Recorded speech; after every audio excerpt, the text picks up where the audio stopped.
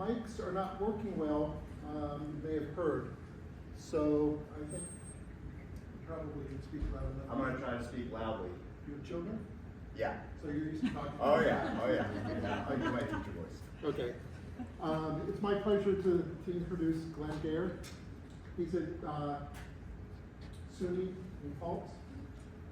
He was just telling me that he's won numerous awards at the university for teaching research. He's published 10 books. He's won an award for his contributions in evolutionary psychology in one of the professional societies.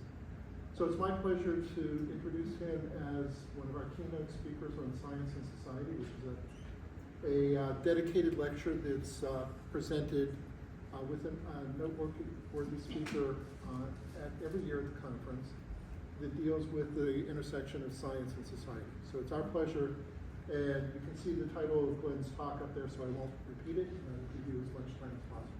Great, thank you you for so much. coming.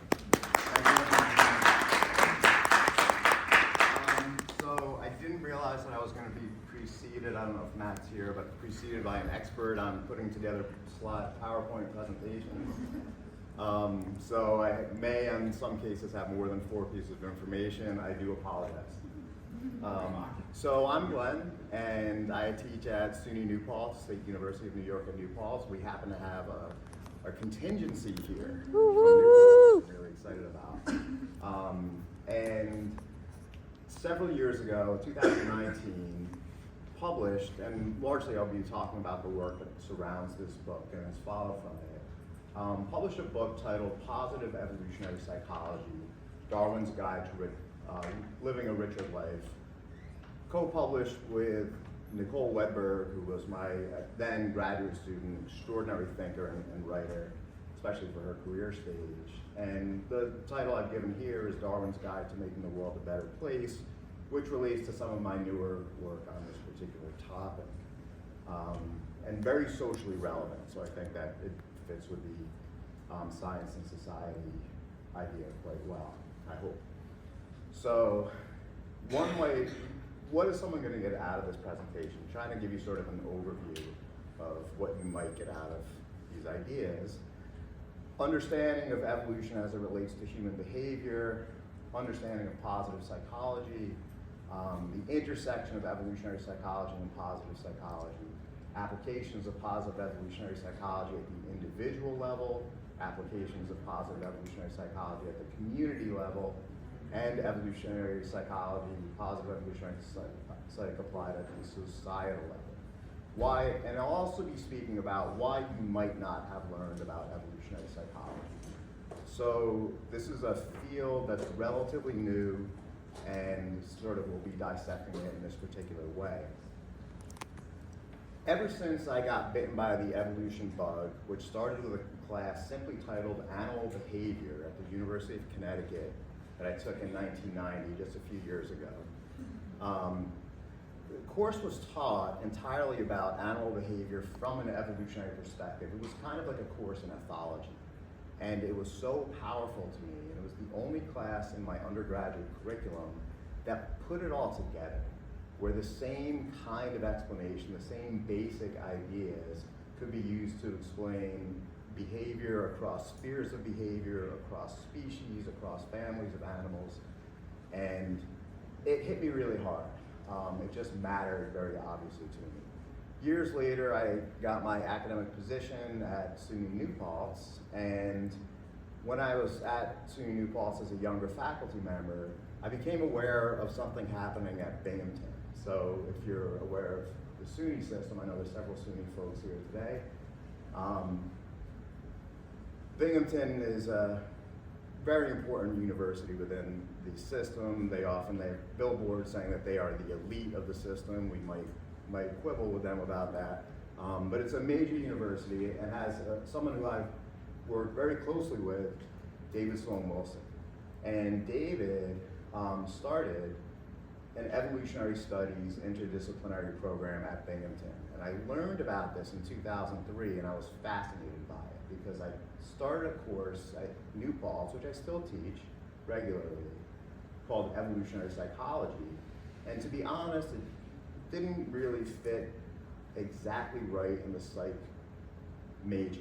It fits, but it kind of rolls a little bit differently, I'll put it that way. And once I learned about this interdisciplinary program, I was like, you know, maybe it kind of almost fits more in a program dedicated to evolution. So anyway, I befriended David Wilson, learned about the program, and read a bunch of his stuff. And one of his early studies on this was he looked at understanding of evolution, so what he called evolutionary literacy among undergraduate students, as well as attitudes about evolution. And what he came down to, in terms of the findings, what he landed at was only biology students passed on average the evolutionary literacy test. This is at Binghamton. Students in just about every other department or major failed in terms of evolutionary literacy. And in terms of the question of whether you think evolution is relevant to everyday life, even biology students didn't see it and essentially said no. The way that David puts it is there's a perception that evolution is all about DNA and fossils, and that it kind of stops there. So this is a problem, and it gets worse. This is a problem that we addressed in a book that we co-edited with Hadassah Matavetsky and Andrew Gallup, a product of Albany, by the way, and it's called Darwin's Roadmap to the Curriculum. And it was about evolution's place in higher education. There are hurdles to evolution's place in higher education, and these hurdles have, in a lot of ways, made it very difficult to realize Darwin's ideas, which extended, even in his own initial work, extended well beyond plants and non-human animals. He wrote The Expression of Emotion in Man and Animals in 1872. He wrote about sexual selection in humans in a book a few years later. He always envisioned the ideas of natural selection being applied broadly because he thought they were that important. But here we are, well over 150 years after the publication of Origins, and it's very hard to get an evolution education in the United States and similar countries in evolution. Two forms of resistance. One is famous. The most famous one that people know about naturally is religious fundamentalism. Quick study by Ward et al., which showed essentially that to people who identify as Christian fundamentalists, if you frame a finding from evolutionary psychology as evolutionary psychology, if you use the E word, they reject it on average. And if you say the same finding without the E word, there's like a doubling of believing that the finding is actually true. So there is a major hurdle when it comes to religious fundamentalism. But there's also resistance from within academia. And an example of this, I don't know why I thought this was so profound. Richard Lewontin, who was an evolutionary biologist at Harvard for years, he was very harshly critical of evolutionary psychology, such that to the point that when he passed away a few years ago and had a New York Times obituary, it was mentioned in there that he thought evolutionary psychology was a waste of time. So that belief of his was so central to his intellectual identity that it made it into his obituary. Like that's, think about that. So there's a lot of resistance, and I'd say that's problematic. Evolution education is not easy to get, especially in college. So here's a study that was conducted with myself and David Wilson and Dan Glass, who got his PhD at Suffolk University, and some people know Dan, got his master's at New Paltz. So there's several slides that I could show, but one that I think captures the main point regarding this idea that it's hard to get an evolution education. This was a study of people who published in Behavioral and Brain Sciences, a very high-tier journal that Matt just cited a couple of minutes ago in the same room. Huge rejection rate, very competitive journal, cuts across fields of behavioral science. David Wilson himself went through 5 years of articles and found that about a third of the articles were evolutionary psychology in some way or another. They talked about adaptation, they talked about natural selection, they talked about benefits to survival and reproduction of different phenomena, and he surveyed all of them. And he said, where'd you learn your evolution? And with questions such as this, human-related evolutionary training in graduate school, and as you can see, I don't know which one of these to point to because there's two of them, so I'm not going to point to either of them. But as you can see, the most common or statistically modal response is 1, which means none. So most people that are publishing the highest tier evolutionary psychology work are reporting, I didn't learn this in grad school, which we found pretty fascinating, suggesting that this is not a topic that academia might be very open to teaching about. So briefly, before I get into positive evolutionary psych, I'll define evolutionary psych in case this is not something you've been exposed to. At its core, evolutionary psychology is the idea that human behavior and underlying psychological processes are importantly the result of biological evolutionary forces such as natural selection. One core idea in the field is what we might call psychological adaptation.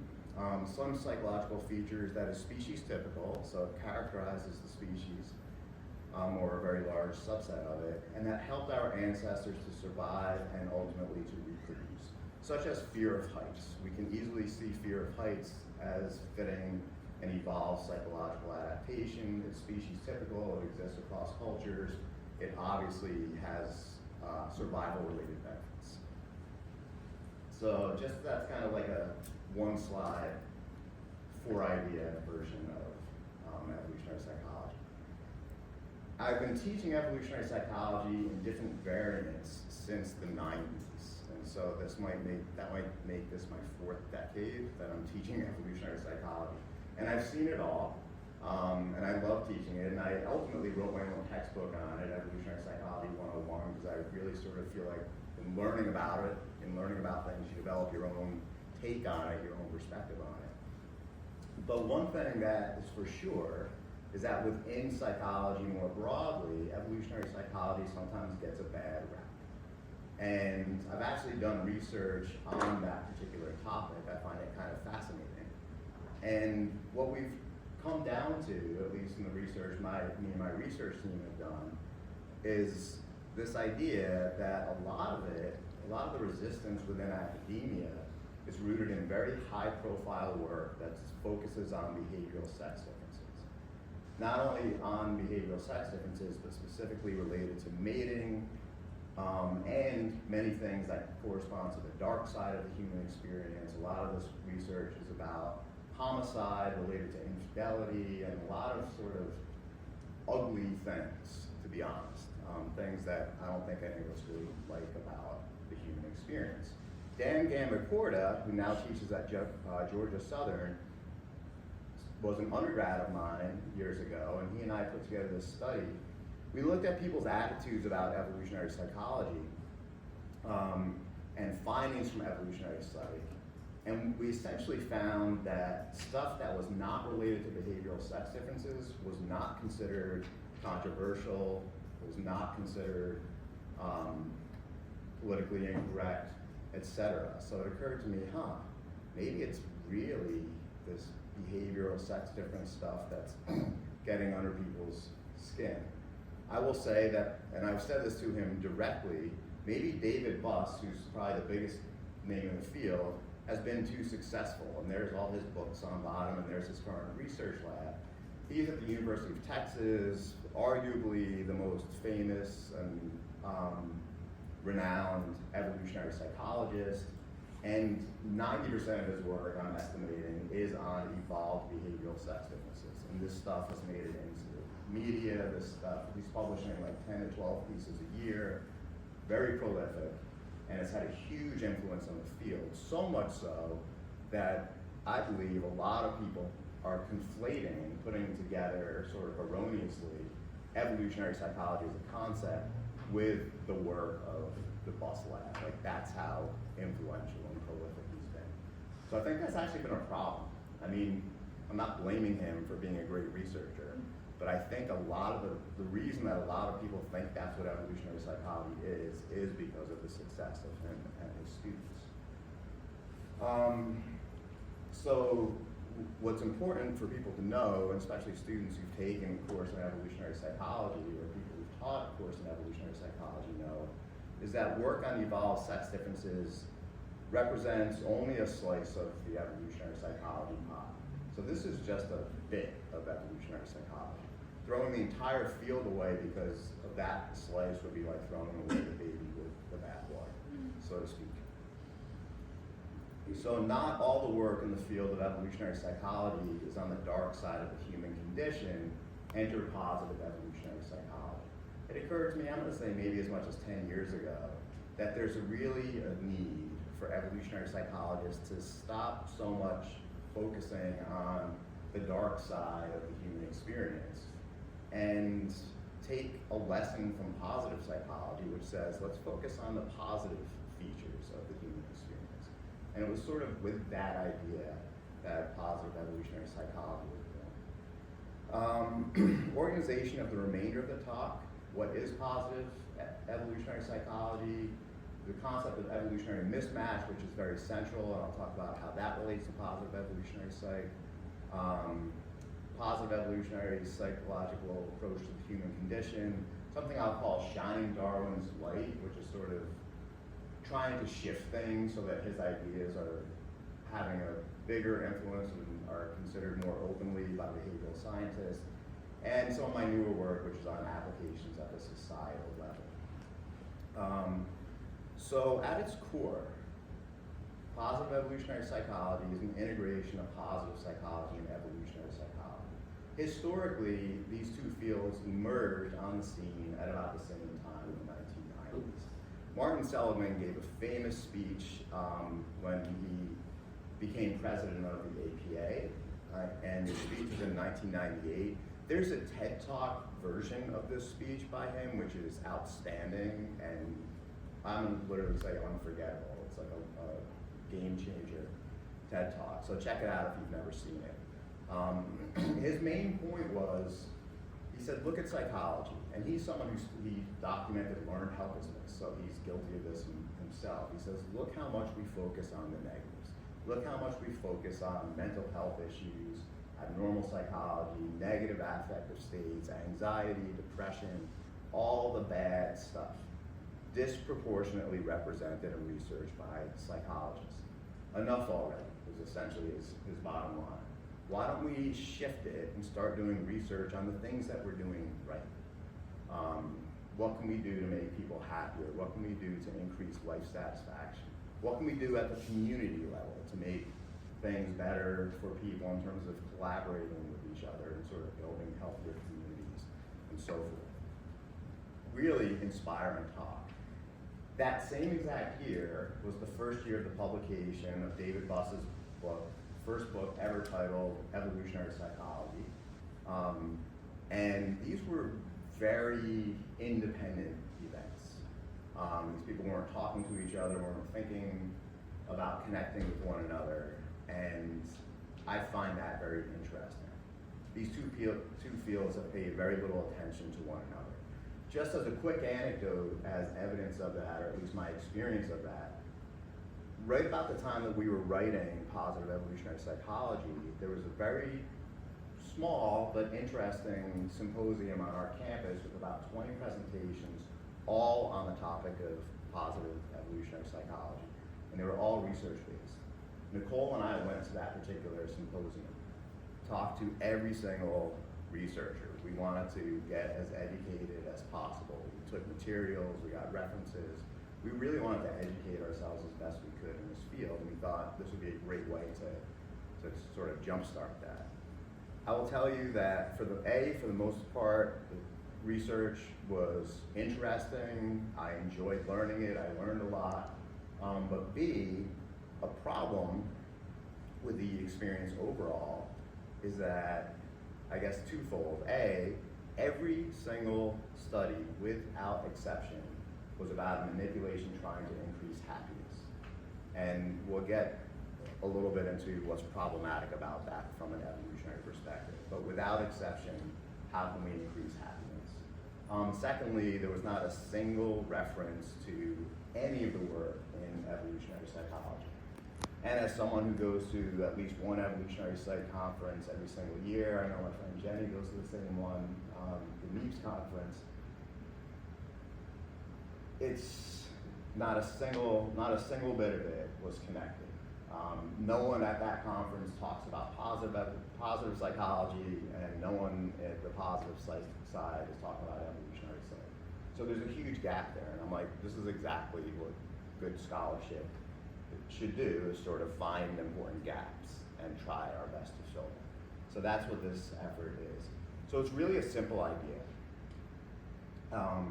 The use of work in the evolutionary behavioral sciences to shed light on positive features of the human experience at both the individual and community levels. It boils down to that simple idea, and you can tell, like, along with my wife Shannon, I love sunrises and sunsets, so you're going to see a few of those. And here's a very simple example of what we mean by how the evolutionary perspective can inform positive psychology and can work together. So here's an anecdote that was given by Randy Nesse. He coined the terms evolutionary medicine and Darwinian psychiatry. Very major player in the field. He was a psychiatrist and a researcher at the University of Michigan in the 90s. And he had a private practice, small side hustle, which is pretty common for practitioners.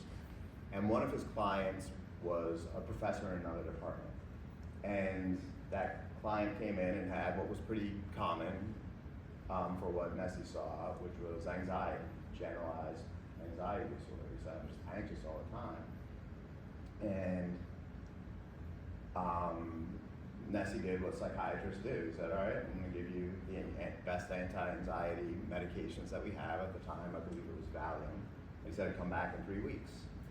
And the professor came back in 3 weeks. This is not an actual picture of the professor, but it's kind of what I envisioned. Came back in 3 weeks, and Randy said, how are you doing? And he said, well, I feel great, but I have a stack of papers this big on my desk, and I feel zero motivation to grade them whatsoever. My students are starting to get annoyed with me.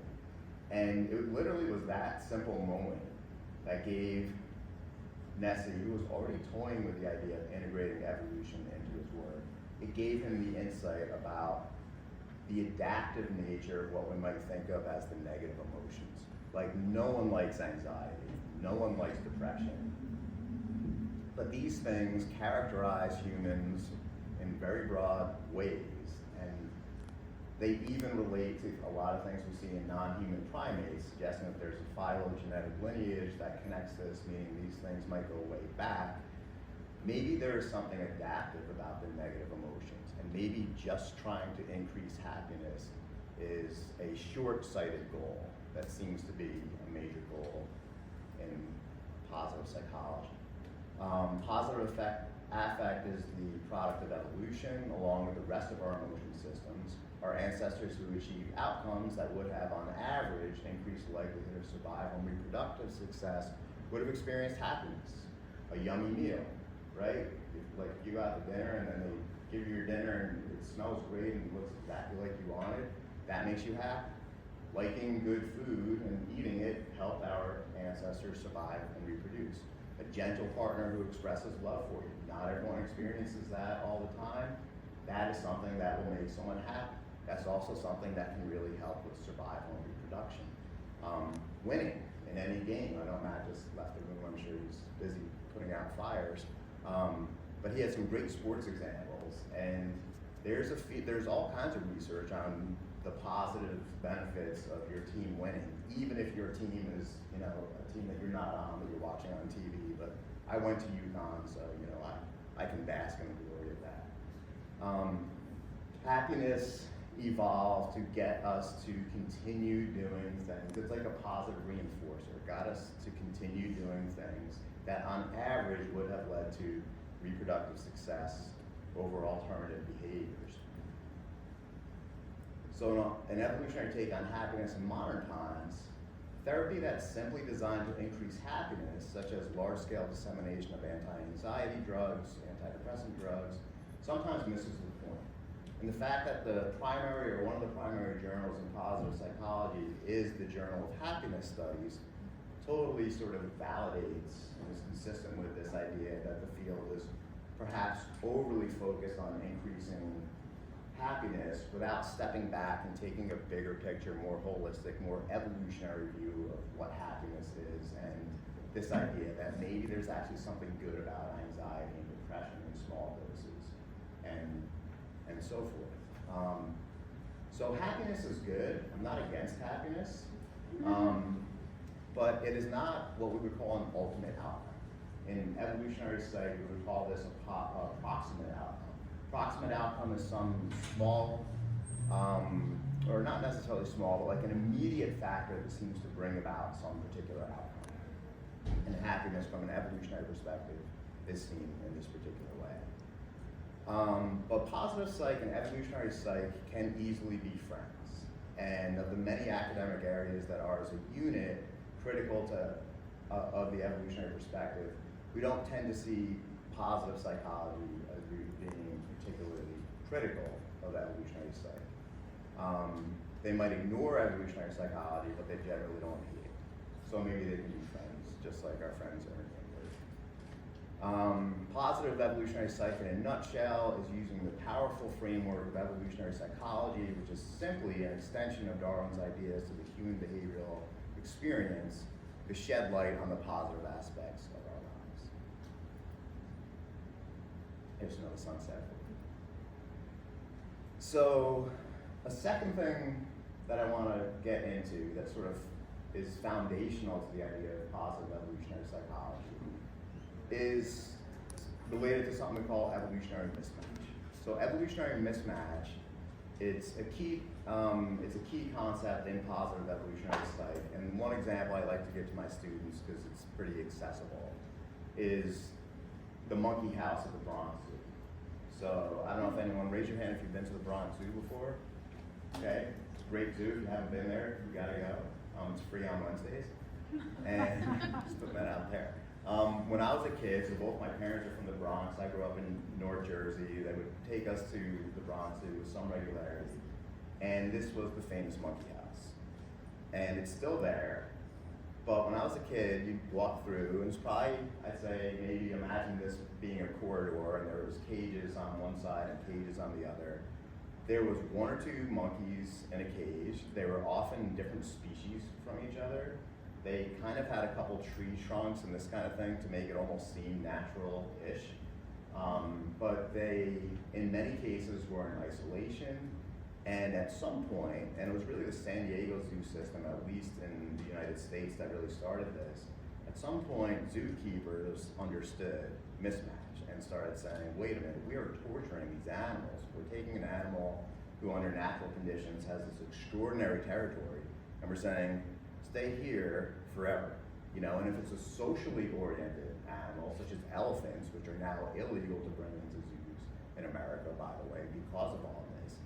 If it's a social animal, such as an elephant or any primate, keeping them in isolation is really torture. And so, does anyone know what happened to the monkey house, which still stands? Administrative offices. but at least it addressed the issue of evolutionary mismatch. It kind of relates to Harlow's other big findings. So if you took introductory psych, which I'm guessing most people in this room have, Harlow's famous for studying young monkeys that are separated from their mothers at birth, that are given a choice of going toward a cuddly looking mother monkey or a mother monkey that's like a foot away but that is made out of wire but has milk to offer. And there's these famous pictures of the monkeys looking like really stressed out, like I want to be with the one that feels like mom, but man, am I hungry. So it's like this crisis that Harlow was putting them in. A secondary finding that I think is probably just as important is that all those monkeys were messed up, to put it really simply and short. They essentially, because of the need for experimental control, were raised in isolation, and eventually they were released at when they were older and done with the study, to be with the other monkeys in the colony. This was at one of the UCs where Harlan was working, I forget which. In any case, they weren't really welcomed back very well. And they didn't know how to get along, they didn't know how to make friends, they didn't know how to interact. When they hit puberty, their mating behaviors were wildly off base compared to what all the other monkeys were doing. Clearly, this is what I mean by evolutionary mismatch. The ancestors of these monkeys did not evolve under those weird conditions that Harlow was putting them through, and because of that, they ended up having adverse follow-up consequences. Very common thing with evolutionary mismatch. And so if we want to use the ideas of evolutionary psychology to make the world better, I think we really need to understand the adverse outcomes of evolutionary mismatch. So before the advent of agriculture about 10,000 years ago, virtually all humans lived in small nomadic groups for their entire lives. The way that David Buss writes about it is, imagine you're going camping with a couple of friends, and the next night you're camping, and the next night you're camping, and that's true for every day of your entire life. That's for people that don't want to go camping every day. You know, think about that. Mismatches abound. There's a bunch of ways that our modern lives are very mismatched from these kinds of ancestral conditions, what people call the EEA, the environment of evolutionary adaptiveness, what things were like during the lion's share of human evolutionary history. We now live in much larger groups than 150. Robin Dunbar is a cognitive evolutionary psychologist at Oxford. He's documented using multiple methods that the human mind is pretty good at knowing the details well of about 150 people, and it kind of crumbles as the number gets higher than that. I teach at SUNY New Paltz, it's a school of about 8,000. The town surrounding it has about another 8,000 or 10,000. It's considered a small town, it's considered a small school. Every year, I ask my seniors in evolutionary psychology, how many people in this room do you know? And the highest I've ever heard was 3. So this is a small school in a small town. Students that are trying to get into a small school for the small school kind of experience, right? And somewhere New Paltz students are here right now. And that's New Paltz, like imagine Binghamton or University of Connecticut. You know, we have these large communities, and without an understanding of evolutionary mismatch, we can't really anticipate the problems of too large of a group size. But we're going to sort of dissect some of the problems as we go through.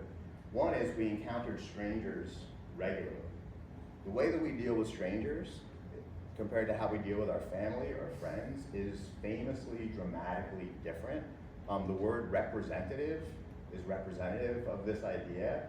Like when you're talking on the phone because your insurance did something wrong and you're talking to someone who's obviously thousands of miles away, or you're going through the system and you're hitting this button, you start screaming representative into the phone, right? That's a stranger, right? Like, first off, it's a robot, right? And even if it's not a robot, the way that we might talk to people that we're never, ever gonna see again is very different. And there's lots of research shown across lots of social psychological studies. We behave differently toward people we know well versus people that we don't know well. Students sometimes are afraid to give presentations in class, and that's pretty common. I always tell them, you know, that kind of makes sense because our ancestors did not evolve to ever do anything of that kind. The fact that we encounter strangers with high regularity is a pretty big mismatch that I think a lot of people don't necessarily think about when they're dealing with strangers. We eat more processed food than natural food. In the United States, more than 60% of the food eaten is processed food. High diets of processed food tend to go with terrible outcomes, cardiovascular diseases. Type 2 diabetes is a famous one, obesity and resultant problems associated with that. But our minds evolved and our taste preferences evolved in the African savanna when drought and famine were really common. And under those conditions, having a really strong preference for a high carbohydrate food, food that is very salty, that keeps fat cells on the body, That's great during famine conditions, and our ancestors evolved to like those kinds of foods for the adaptive function that it served then. Now, in a society like ours, where you can get as much food as you want pretty much all the time, it's a misfire. And we have McDonald's all over the place, and people, everyone says bad things about McDonald's, but everyone also eats there. Billions and billions served. We pay tons of money to force ourselves to exercise. Under nomadic conditions, and before agriculture, all humans were nomads. Under nomadic conditions, life was exercise. You didn't have to be like, I'm gonna go to the gym for an hour and come back, or I'm gonna go out for a run and then come back. In nomadic societies around the world, generally speaking, people tend to be physically fit on average. And that's probably true of our ancestors, because if you're a nomad, you're going many miles with some regularity, bringing everything that you had, bringing everyone you had, bringing grandma and bringing your babies and toddlers. That's a lot of work. That's a lot of physical exercise. We now have to force ourselves to exercise. These are called problems of civilization. We have compulsory education that looks nothing like what is seen in any current nomadic group. This is mostly based on the work of Peter Gray at Boston College. Great speaker, if you haven't ever heard him speak. He wrote the book Freedom to Learn, and pretty much had research done in collaboration with several anthropologists from New England, looking at what does learning look like in nomadic groups around the world. And they looked at nomadic groups from all different kinds of places: South America, Pacific Islands, Africa, Southern Asia. And one commonality was formal education was nothing. There was no such thing as formal education. Adults are not the primary teachers of kids in nomadic groups. In nomadic groups, kids tend to learn from kids slightly older than themselves. There's not a word for education in most of these groups. The idea of play and work are not discriminated. They're not seen as different concepts in these different groups for the kids. It's a very, very different way of learning. They learn primary knowledge, they learn how to do stuff as opposed to intellectual things like, we can think of physics, like how can you most effectively throw a rock or a spear, versus understanding the mathematics of throwing an arc, for instance, which we might learn in the physics class here. And this is all to say nothing about modern communication. So, to my mind, one of the biggest problems of modern society has to do with this particular issue. Communication platforms. If you look at modern human communication and think about ancestral communication, wildly different. Before agriculture, before the written word, face-to-face was the only game in town. That was how people communicated. And that was true for a very, very large proportion of human existence and human evolutionary history. Nowadays, it's very different. Most communication platforms make it so that not all communication is face-to-face. We're often communicating with strangers, right? And again, like I was saying before, we deal differently with strangers than with family and or close friends. There's also a degree of anonymity, and that is famously a recipe for problems. I'll just tell you a quick anecdote. I write for Psychology Today, and if anyone follows Psychology Today, you'll notice that there's no comments on the blogs. That stopped about 6 years ago. There used to always be comments. I tried my best. I tried my best to read the comments. Sometimes they got unwieldy. They came in 3 varieties. One were content-oriented comments where someone wanted to engage in intellectual dialogue in a productive and friendly way, and that was always nice. The second most common was, I hate to say it, but Viagra ads, which you would see. Like there was like spam bots out there that do that just kind of get those ads out there. And then the third one was the one that started with the word anonymous. So each comment said person's name, sometimes it was initials, sometimes it was a nickname, sometimes it said anonymous. Anonymous says blank. You had to get ready. Something really mean and nasty was 100% going to follow that. Under anonymous conditions, humans can more easily be antisocial, and they will be. And a lot of the research on this was done by the late, great Phil Zimbardo, who just passed away last week. I always like, as an example of this concept, to give something we call a Halloween study. So there's a study by Geher in 1976 on the nature of mismatch in human communication. What I love about this study is you can describe it like an 8-year-old, which is this. They videotaped a front porch on Halloween night, and the light was on, and there was a bucket. And there was a sign on the bucket. What did the sign say? Take one. There you go. Please take one. Human universal right there, in case you don't believe in human universals. This is always what you do, right? You never say take 2 or take as much as you want. It's always please take 1. The kids either were in groups, and the researchers made notes as to whether they were in groups or whether they had their identity hidden or not. Sometimes a Halloween costume will have a mask, and sometimes it won't. And the very short version is, if a kid was in a group, each individual kid was more likely to grab a scoop full of candy and run. And if the kid had a mask, they were more likely, if their face was not visible, they were also more likely to take more candy than just one piece. So antisocial behavior increases with anonymity.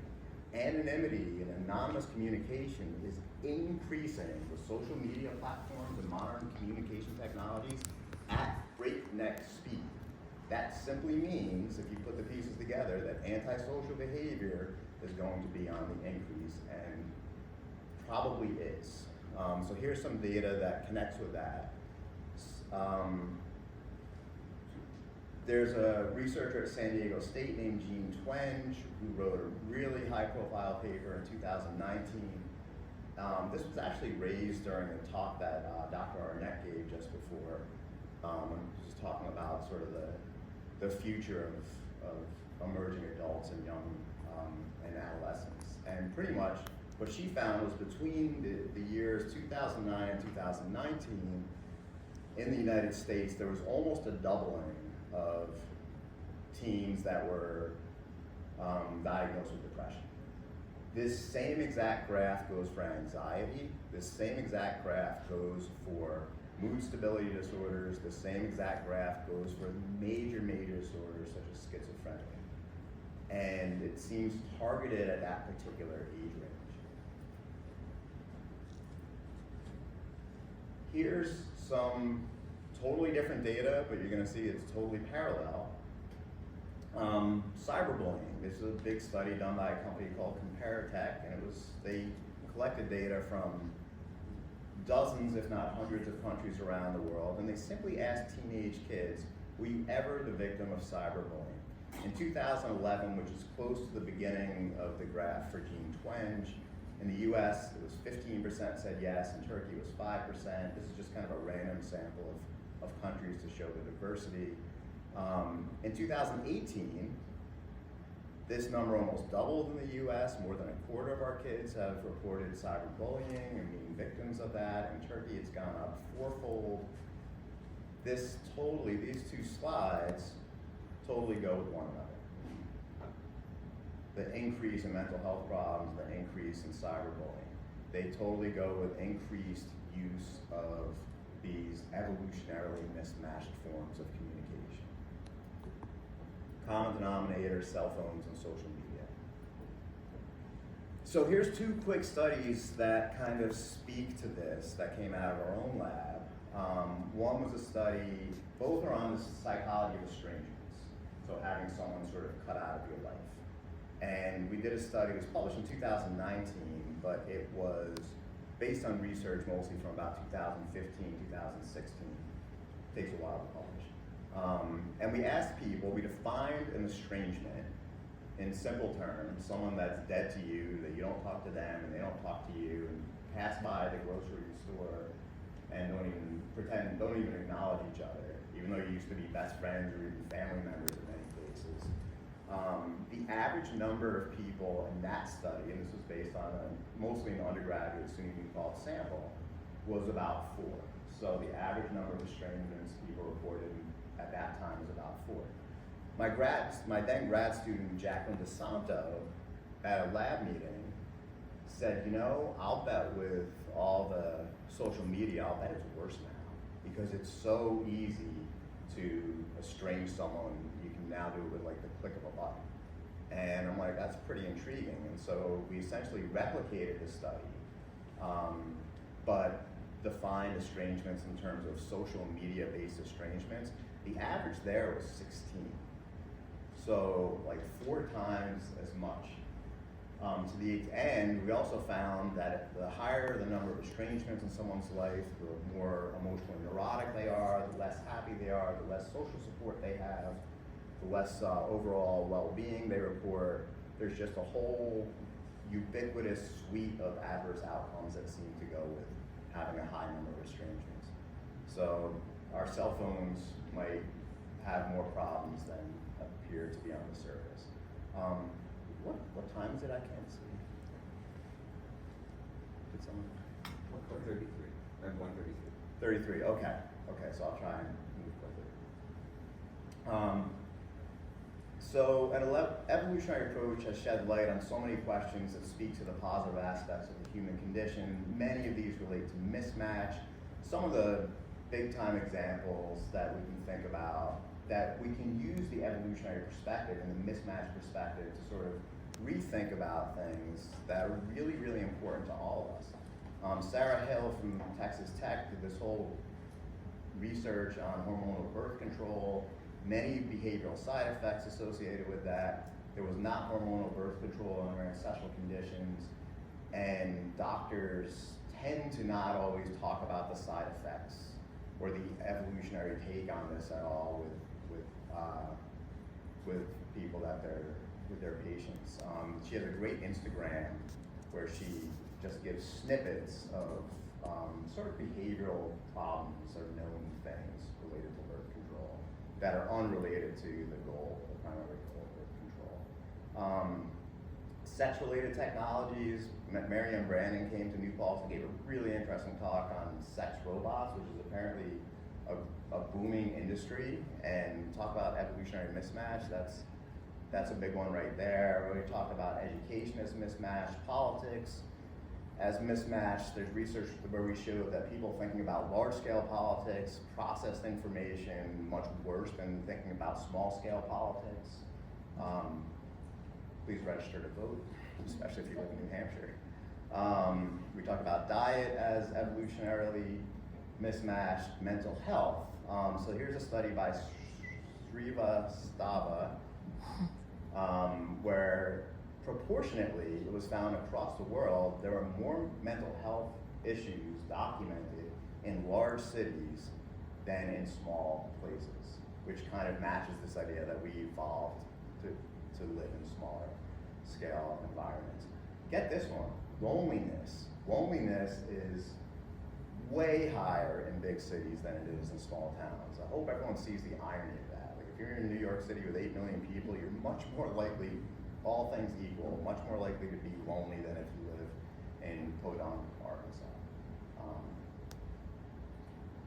That tells you something right there, that again, maybe there's really huge benefits to living in small scale societies. My son recently moved to Manhattan. My wife Shannon and I moved him in. He was so excited. He comes out. The super, everyone knows if you've lived in the city, the super is like the superintendent of the building. The super comes right up to the car, looks my son in the eye, and says, "Rule number 1, no one here is your friend." Welcome to New York, right? But this was, I thought, a really interesting insight into, or a really interesting example of how in large-scale cities, people aren't as nice to each other. You know, there's the real short version of it. So shining Darwin's light, Darwin really envisioned his ideas as being extended way beyond fossils and DNA. Darwin's ideas have the capacity to inform all the positive experiences of the human condition: happiness, love, compassion, social connections, and more. And So positive evolutionary psychology, I think, has a lot to offer. Why not use Darwin's powerful ideas to help shed light on the positives of the world? Final thing I'm going to talk about very quickly is this newest research I'm doing, evolutionary mismatch, fiscal and social inequality. The main prediction here is that the more mismatch someone has in their own personal life, the more problems that they might encounter. Across the world, the United States ranks as number 42 on something called the Gini Index. This is an index of how much fiscal inequality there is. This is very high for any of the countries in the industrialized world. For example, Ireland was much lower on the list at 135, Sweden's at 150. The US has a major social inequality issue, and this is not a secret. The state with the worst is New York State, by the way. So the next study that me and my lab are putting together is going to measure things like how mismatched is your eating, because we know that food deserts go with poverty. Places where you can't buy healthy food tend to be impoverished places.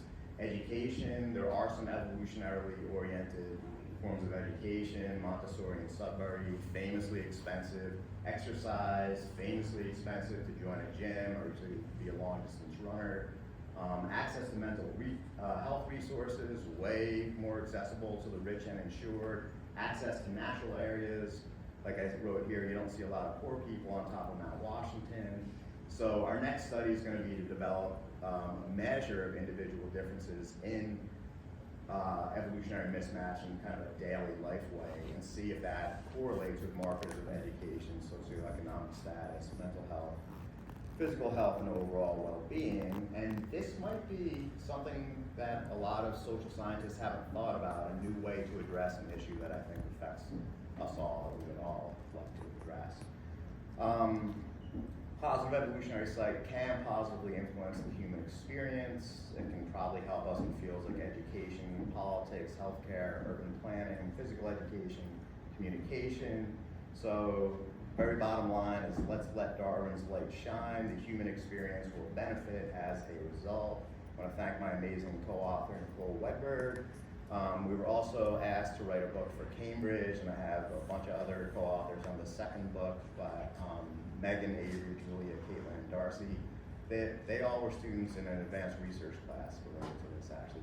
I want to thank NEPA, President Brubaker, who just gave a great talk before. I just want to give a shout out, and thank you, Dr. Hakala, for the invitation. I want to thank the New Paltz Evolutionary Psychology Lab. I do call them New Paltz's finest. Of course, I didn't know that we would have some just as fine New Paltz students here today. I want to thank my amazing wife, Shannon, my reason. This is us in Ventura, right after we got married. More information about my work, you can check out my website. I do have a blog for Psych Today, and I do have a Substack as well called The Human Condition.